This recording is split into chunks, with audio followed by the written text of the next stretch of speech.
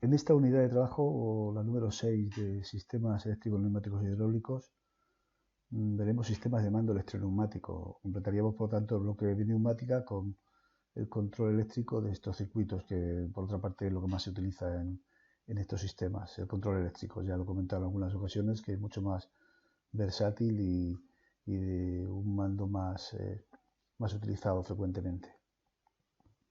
Vamos a ver el primer bloque en el cual observaremos los fundamentos de este mando electroneumático y los aspectos que se van a añadir a todo lo que hemos aprendido ya con respecto a los sistemas neumáticos.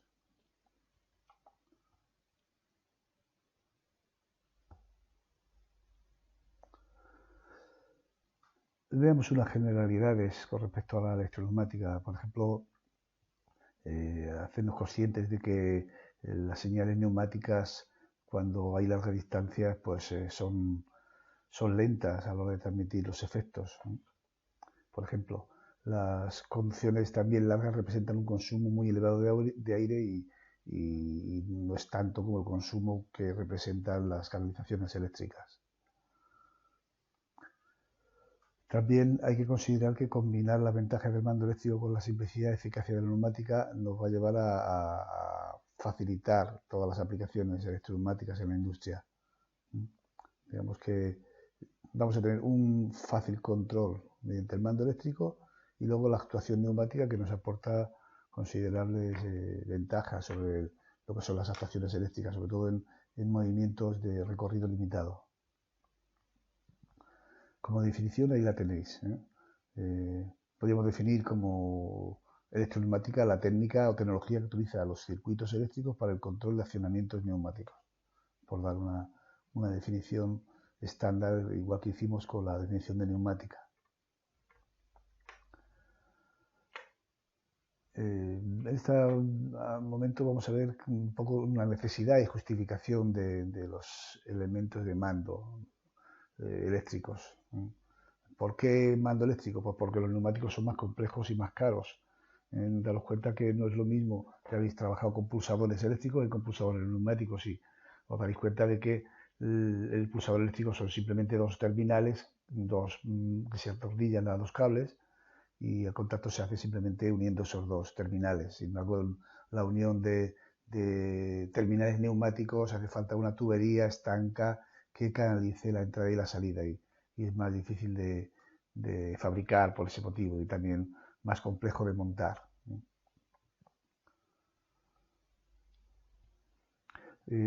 Otra justificación de la utilización de los circuitos eléctricos es que en casos de mando complejos, sistemas automáticos con cierta complejidad, pues los circuitos eléctricos aportan una gran ventaja, son más simples y más sencillos de implementar, sobre todo si empleamos sistemas programables, como estamos haciendo en el módulo de SSP. Otra de las ventajas es que los circuitos de mando eléctrico, como se indica ahí, pueden combinarse con diferentes técnicas de control. Por ejemplo, con electrónica, con autómatas, con el control distribuido, son más versátiles el mando eléctrico. Y es por eso por lo que en general se utiliza más el mando eléctrico para sistemas neumáticos que el mando puramente neumático. Digamos que el mando puramente neumático se justifica cuando el eléctrico realmente no está indicado por cuestiones de esterilidad de la habitación, fabricación de componentes electrónicos semiconductores, en fin, locales con riesgo de incendio o explosión. Entonces, solamente en esos casos se utiliza el mando exclusivamente neumático, que es lo que hemos hecho hasta ahora, hasta la unidad 5. Normalmente lo más utilizado es el mando electroneumático. Para ello vamos a ver esquemáticamente en unas imágenes cómo son los dispositivos utilizados en estos sistemas. Ya conocemos los dispositivos eléctricos, lo vimos en el primer bloque, y en el segundo bloque, en las unidades 4 y 5, los dispositivos neumáticos que se exponen aquí a continuación. Observad pues, lo que sería el compresor, ¿eh? Una representación, una imagen de un compresor puede ser más o menos de esta forma o mayor o menor, simplemente por plantear una imagen del componente en cuestión. Normalmente tenemos una unidad que prepara el aire, una unidad de mantenimiento, como sabéis, para filtrar, estabilizar la presión y lubricar los componentes. Siempre en todo sistema hay un distribuidor neumático, una válvula que es la que va a gobernar el actuador, con o sin reguladores de caudal. Normalmente lleva los reguladores de caudal, si no incorporados al cilindro, pues de una manera separada, como hemos hecho nosotros en los montajes. Y finalmente el actuador. Se va a ver en la imagen el cilindro, en este caso un cilindro de doble efecto. Simplemente veis los componentes que intervienen en un sistema básico de, de mando neumático, desde el compresor, el generador, hasta el actuador. Hay componentes análogos en los sistemas eléctricos, lo que es la generación, la protección de los circuitos, el mando.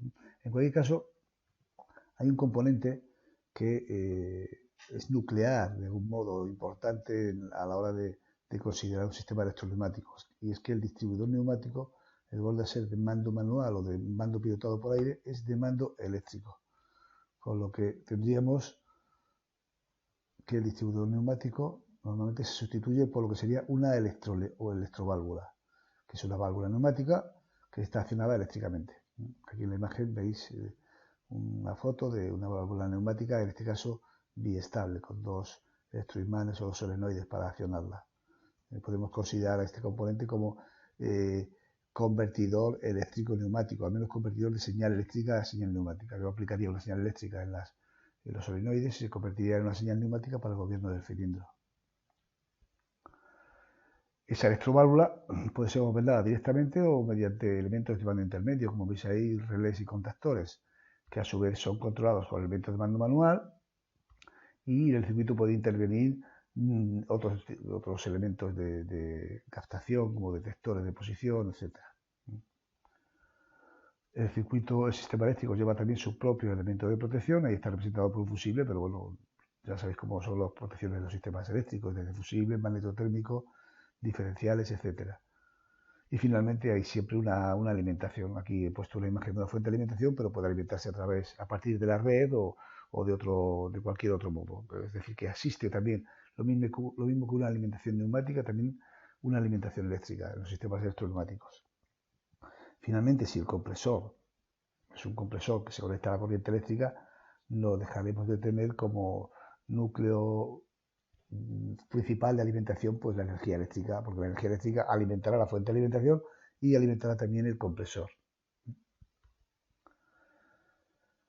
Veamos en los sistemas neumáticos cómo se representan esos sistemas neumáticos, porque hasta ahora tenemos tenido sistemas eléctricos que los hemos representado con esquemas eléctricos y sistemas neumáticos que los hemos representado con esquemas neumáticos. Entonces, si tenemos un sistema electroneumático, lógicamente tendremos dos esquemas, una parte neumática y una parte eléctrica. Y en los dos sistemas pues hay componentes comunes que se representan de distinta manera. Aquí observáis a la izquierda lo que sería el esquema neumático del mando de un cilindro, donde veis la válvula, en este caso es una 5/2, 5 vías, 2 posiciones, y como veis está pilotada eléctricamente. En el esquema neumático se representa la válvula con todas sus conexiones y simplemente se deja indicado el pilotaje. Veis que se trata de una válvula biestable porque tiene pilotaje por ambos lados de manera eléctrica. Observamos el cilindro y observamos los detectores de posición que en el sistema neumático solamente están representados. Y por otra parte tenemos el esquema eléctrico. Entonces, en el esquema neumático, como os he dicho, se presenta la válvula con las posiciones, las vías y el tipo de pilotaje, que en este caso, al ser un sistema electroneumático, será eléctrico. Puede ser biestables como aquí o monoestables, donde tendríamos un solo solenoide y el muelle de retorno. En el esquema eléctrico vemos que esas dos bobinas las hemos representado como dos solenoides con las dos conexiones que corresponden para poderlas representar correctamente en el esquema, al menos su conexionado.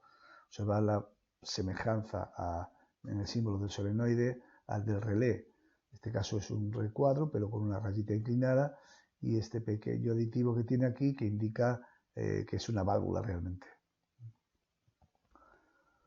Vemos que unimos el esquema neumático y el esquema eléctrico a través precisamente de este componente. Observad que llevan la misma denominación, el solenoide ISU1 que le tenemos aquí y el solenoide ISU0 que tenemos también aquí a la derecha. También podemos observar que en cuanto a los detectores que se emplean en el esquema neumático, solamente se pone la posición, indicando, eso sí, las etiquetas correspondientes. Y en el esquema eléctrico se representan esos detectores con sus conexiones al completo. En este caso, observa que son dos finales de carrera, A sub 0 y A sub 1. A sub 0 se representa pisado, porque el cilindro lo está pulsando, y la forma de representar un final de carrera pisado es con esta flechita doble hacia arriba.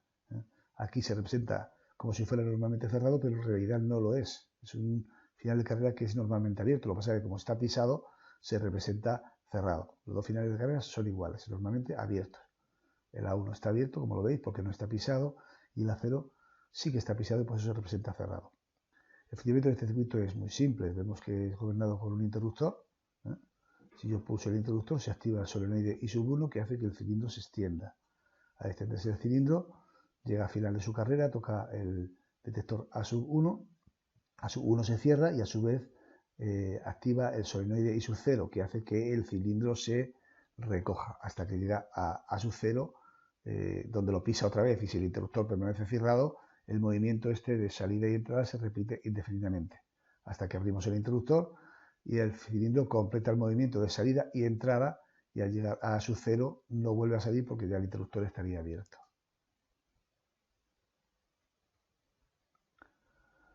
Las electroválvulas, lo que hemos denominado como convertidor de señal electroneumático.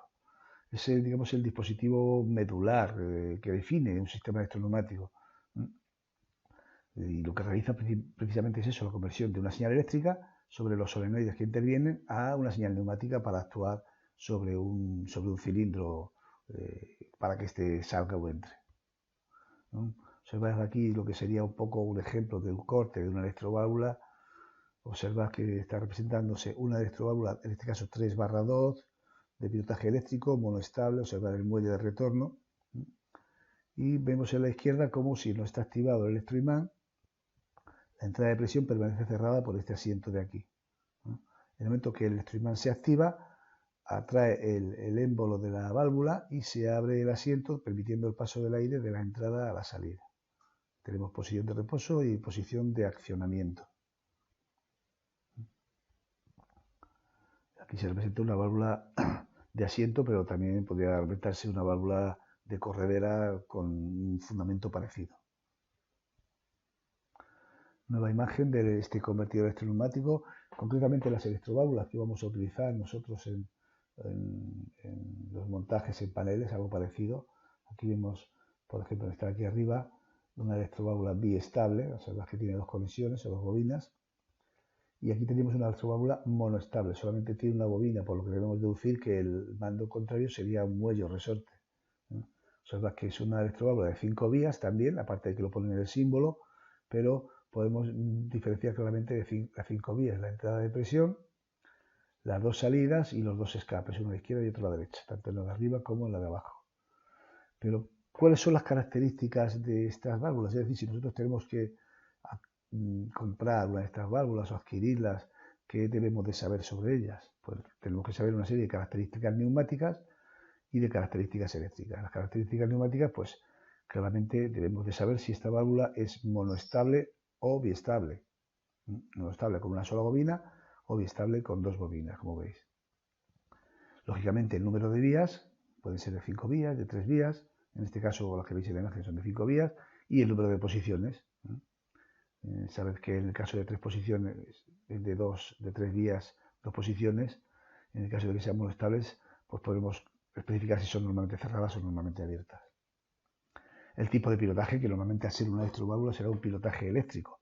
Por lo tanto será un poco redundante de una manera parecida como establecemos en el primer aspecto, monoestable o biestable. Y otro tipo de características, como son el tipo de conexión, conexión rápida o no, el diámetro de las vías, la forma de montaje, presión, caudal, etc. En cuanto a las características eléctricas, la más importante, desde luego, pues son nuevamente el número de bobinas de activación, que ya quedan definidas si son monoestables o biestables por las características neumáticas, el tipo de alimentación y tensión, es decir, si las bobinas son de corriente alterna o corriente continua, y la tensión que necesitan, 24 voltios, 230 voltios, 12 voltios, en fin. Y otro aspecto importante, sobre todo cuando en un sistema tenemos muchas válvulas, es la potencia que consumen. Estas válvulas suelen consumir muy poquita potencia, pero si Si tenemos un número elevado de ellas, pues es algo que tenemos que tener en cuenta de cara a no sobrecargar la fuente de alimentación. A veces en lugar de la potencia eléctrica lo más habitual es que nos den la intensidad que consumen. Otro tipo de componentes son los detectores. Normalmente los detectores que vamos a emplear son para detectar la presencia o ausencia de algún elemento por distintos medios, o bien contacto mecánico o bien por proximidad. Y sus parámetros son los mismos que los de acelerador manual. Es decir, la tensión que soportan, la intensidad que puede recorrerlos, la que pueden cortar, en fin. Hay otros detectores, los activos, que son inductivos y capacitivos, que también precisan alimentación y debemos de saber de qué modo se alimentan. Normalmente estos se alimentan con 24 voltios, pero los habrá también que se alimenten con 12 voltios. Bueno, veis aquí una imagen de algunos tipos de detectores que por otra parte han sido analizados en el bloque de la unidad 3. Vemos aquí un final de carrera con su símbolo, un contacto de accionamiento magnético tipo red, y aquí detectores ópticos de tipo PNP o NPN, es decir, que necesitan alimentación, un detector inductivo, detectores capacitivos, en fin, esto ya los vimos en el primer bloque, por tanto no incido más en ellos, simplemente los veremos conectados en los circuitos que se planteen. Por ejemplo, en este vemos que lo que sería el mando de un cilindro con una electroválvula biestable, dos solenoides, pues este es el que hemos visto antes, con dos finales de carrera, A0 y A1. A0 está pisado, A1 sin pisar, el pulsador, bueno, pues ya lo vemos, el cilindro, cuando yo pulse hará una salida y una entrada. Si mantengo el dedo pulsado estará saliendo y entrando continuamente, como os he explicado antes. Bueno, pues ese mismo circuito, si el detector es un detector inductivo, por ejemplo, lo tendríamos aquí. Observad que sería un detector inductivo PNP, en el cual la corriente sale del detector. Si A sub 0 está activado, pues estaría saliendo corriente de aquí, o tendríamos aquí tensión, de manera que si yo pulso se activaría I sub 1, el cilindro sale, y cuando llega a A sub 1 es detectado, y de esta forma activaría el solenoide I sub 0, que haría que el cilindro retornara a su posición inicial. Es un circuito análogo al anterior, como podéis ver, son parecidos, lo que pasa que el anterior es con un final de carrera y estos son con detectores inductivos, concretamente tipo PNP. Si fueran NPN, la conexión del solenoide, en lugar de ser al negativo, sería al positivo. Presostatos y vacuostatos.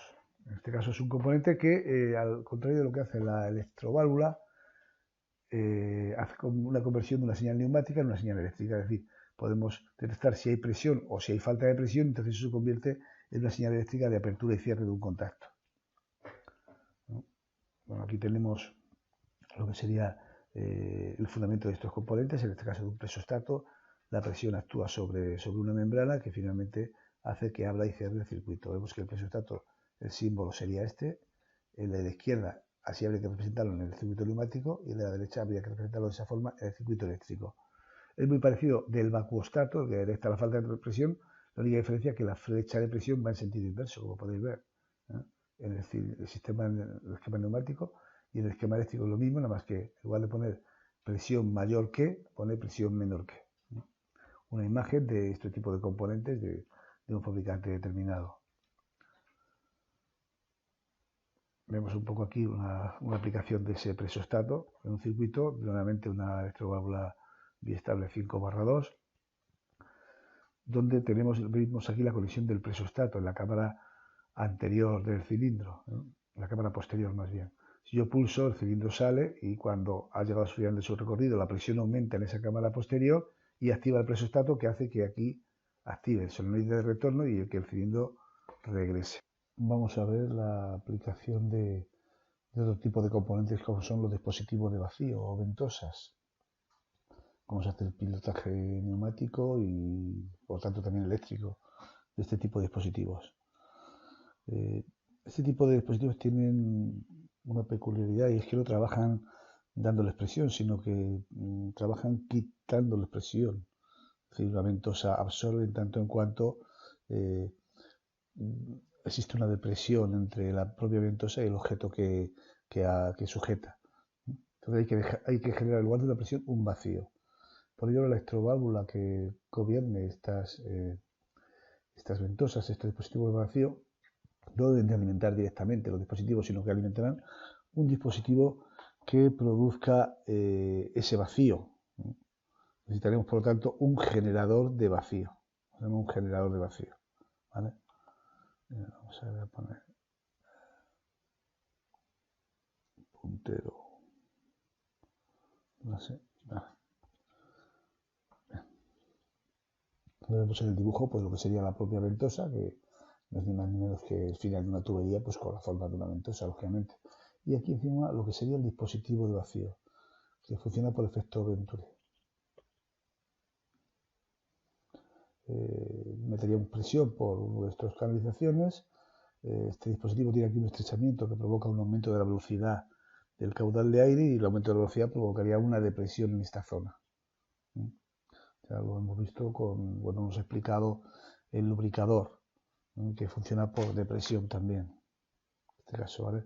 Es decir, si pasa presión por aquí, sale a escape, ¿no?, pero el caudal que pasa desde la entrada a la salida pasa por un estrechamiento que aumenta la velocidad, y ese aumento de velocidad provoca esa disminución de la presión. Sabemos que el producto de velocidad por presión pues es constante, y por tanto si aumenta la velocidad disminuye la presión. Aquí vemos en el esquema un poco el conexionado de lo que sería el mando de una ventosa. Veis que está gobernado por una electroválvula, en este caso monoestable, da igual, 3/2, ¿no? Es decir, 3/2 porque solamente necesita una línea de alimentación que es la que tiene la propia ventosa, pero en lugar de ir directamente a la ventosa, va al dispositivo de vacío, que aquí se representa con este símbolo. Observad que el dispositivo se observa una entrada, una salida que va a escape, y un estrechamiento de esa entrada para aumentar la velocidad. Aumenta la velocidad por esta canalización, disminuye la presión, y disminuye la presión en la ventosa. Aquí añadiríamos otro componente, si se desea, que serviría para detectar ese vacío. Ese vacío, ¿cuándo se produce? Cuando la ventosa coge algo. Cuando la ventosa coge algo, la disminución de la presión pues se produce en la cámara producida por la ventosa y esta tubería, al estar cerrada. Entonces, esa depresión es detectada por un vacuostato, daros cuenta que es el símbolo del vacuostato, y el vacuostato hará la función que queramos que haga en el circuito eléctrico. En este caso, daros cuenta que lo que hace es un efecto de retención, porque si yo pulso, este pulsador, como veis, se activaría la electroválvula, que suministraría presión al generador de vacío. El generador de vacío, si la ventosa coge algo, se genera efectivamente ese vacío, y este contacto se cierra, actuando como una especie de contacto de autoalimentación. Entonces queda cerrado, queda cogido. Aunque yo suelte el pulsador, veis que queda como autoalimentado. Para soltarlo tenía que dar aquí un pulsador de par. Es una sencilla aplicación para que veáis cómo funcionaría la alimentación de esta ventosa con un detector de vacío, o sea, con un generador de vacío y un detector de vacío. ¿Veis ahí? Este sería el generador de vacío, la ventosa, que claramente se identifica por el propio símbolo, y lo que sería el vacuostato, ¿no? Está representado, como veis, de una manera análoga al presostato, tanto en el circuito neumático como en el circuito eléctrico. El circuito neumático tiene una única conexión, y el circuito eléctrico veis que tiene dos conexiones, como todo contacto. En cuanto a las técnicas de montaje y puesta en servicio envolvente de circuito de automatismo eléctrico neumáticos, pues tenemos aquí dos ejemplos de dos cuadros. En el de la izquierda observamos dispositivos eléctricos, elementos de protección, aquí contactores y relés, aquí incluso un autómata, lo que estamos usando en SSP, en este caso un autómata de la serie 300, regletas de conexión, este sería el bornero correspondiente, elementos de mando en la puerta, elementos de mando eléctrico, y aquí veis abajo tenemos los dispositivos de mando intermedio, como son las electroválvulas y la unidad de mantenimiento de los sistemas, de la parte neumática del sistema. ¿Vale? Es decir, en el mismo cuadro están encerrados tanto los componentes eléctricos como los componentes neumáticos. Observad otro cuadro también parecido, ¿no?, en el cual hay también pues, componentes eléctricos, bomberos y demás, relés térmicos o disyuntores, los interruptores pulsadores de la puerta y los elementos neumáticos que veis aquí, que contiene también el propio cuadro. Es decir, todo estaría contenido en el mismo armario y tanto la distribución eléctrica como neumática iría a la máquina que controla. ¿Veis cómo está distribuido? De una forma parecida, utilizan también canaleta, como que habéis usado vosotros en los montajes, ¿vale? Y está centralizado todo, absolutamente. Vamos con los circuitos. Los circuitos los vamos a ver desde dos perspectivas. Circuitos de mando realizados con electroválvulas monoestables y circuitos de mando realizados con electroválvulas biestables.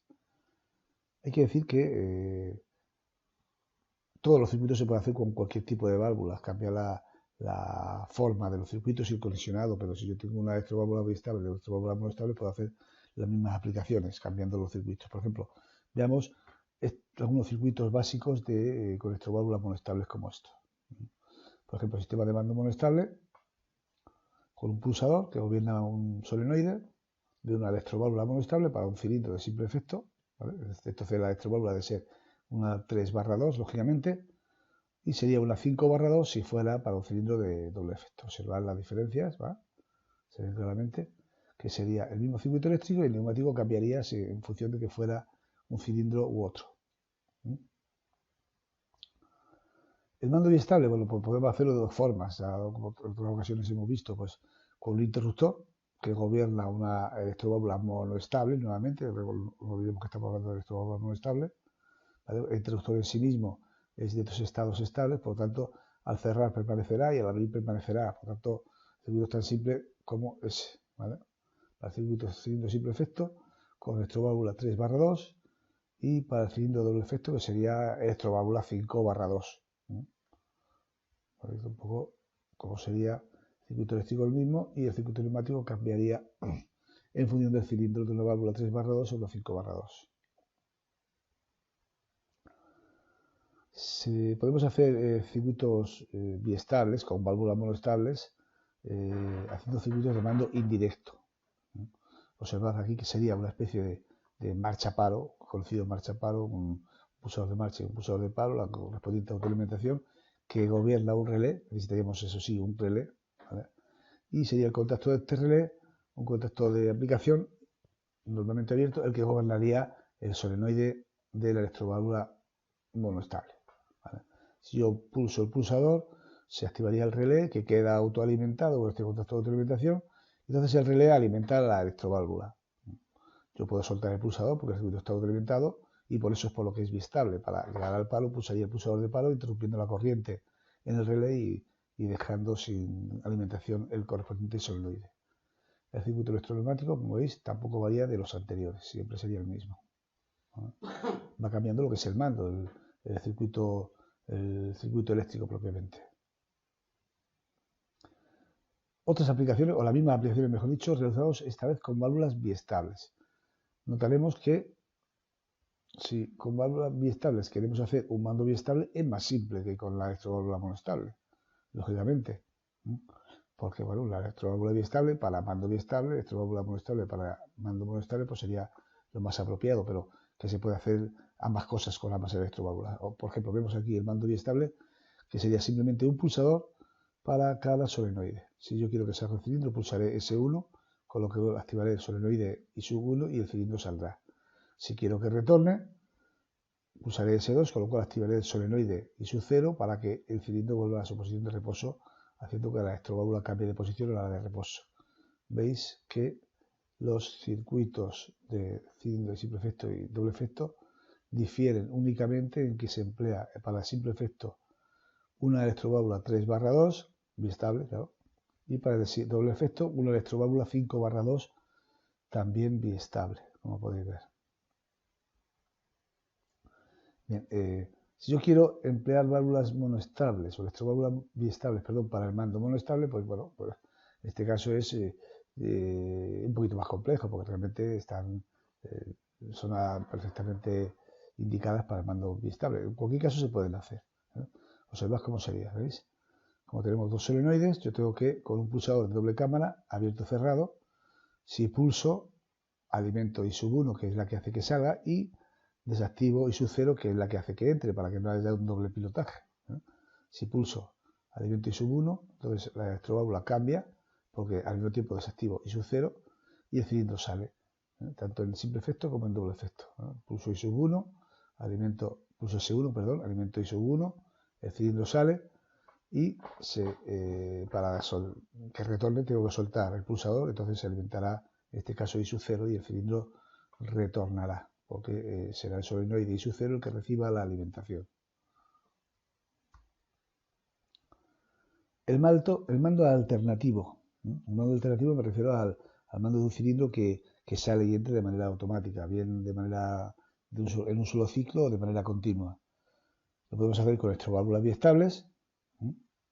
Un sencillo circuito, veis el circuito de neumático es el mismo que los anteriores, porque realmente los circuitos neumáticos varían poco, porque realmente los circuitos neumáticos lo que presentamos es la válvula distribuidora, la alimentación y la alimentación al cilindro. Lo que varía para una aplicación y otra es el mando eléctrico. Como veis aquí, como es una electroválvula biestable, basta que yo pulse este pulsador para que entre el solenoide I sub 1 y como A sub 0 está pisado, ¿vale?, recibe corriente I sub 1 y entonces cambia la electroválvula de posición y el cilindro saldría. Cuando llega a final de su recorrido, toca el final de carrera A sub 1 que hace que entre el solenoide I0 para que el cilindro retorne, ¿vale? Entonces, bueno, es una salida y entrada automática, como veis que es un circuito simple con electroválvulas biestables. Si yo lo quiero hacer con electroválvula monostable, pues mientras que se produce la carrera debo tener retenido ese solenoide. ¿Cómo? Pues con un relé auxiliar, sencillamente. Observad que aquí los finales de carrera, fijaros cómo están. A sub 0, que es un final de carrera normalmente abierto, aquí se representa cerrado ya que está pisado. Si está en posición inicial, yo puedo pulsar. Si no está en posición inicial, aunque pulse, esto estará abierto y no hará nada. Entonces, solamente en la posición inicial yo puedo pulsar y llegar a corriente al relé K1, porque A sub 1 sí que es un final de carrera normalmente cerrado, ¿vale? Se activa K1 que queda autoalimentado, como veis con su propio contacto, y K1 alimenta al solenoide. Entonces, mientras que esté K1 activado, el solenoide funciona y por tanto el cilindro sale. Es cuando llega al final de su recorrido, cuando toca sub 1, que es su final de carrera normalmente cerrado, en este caso sí, que se abre, deja sin corriente al relé, y entonces al dejar sin corriente al relé, a su vez deja sin corriente el solenoide y por efecto del muelle, la electroválvula que llega a su posición de reposo y el cilindro retorna, ¿vale?